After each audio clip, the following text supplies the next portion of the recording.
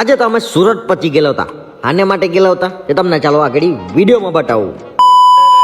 ટીંગુની family સાથે અમે બધા નીકળી ગયેલા હતા કાં સુરત જવા હારું. આ જુઓ આવી ગયેલો હતા રાનકુવા. રાનકુવાથી અમે હિદ્દર નીકળી ગયેલો હતા ને આગળ આ ટ્રક ચાલ્યા કરો. ટ્રક વાળો ભાઈ સાઈડ નહીં આપે કરે. મેં કહે ગાઈને વગાડતા અમે પહોંચી ગયેલા હતા રાનકુવા જલારામ. અહીંયા જે જલારામ નાસ્તા હાઉસ છે ને ત્યાં મસ્ત બેને નાસ્તો કરી લેલો. ચાય માય પી લીધી.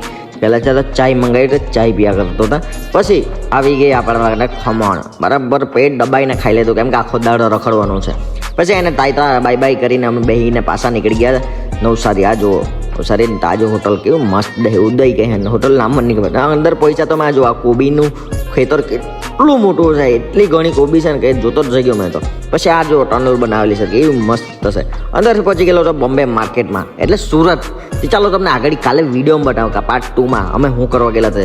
ચાલો નવા હોય તો ફોલો કરી દો. લાસ્ટમાં રિક્ષા પર શું લખેલું હતું તે કોમેન્ટ કરવાનું ભૂલતા નહીં.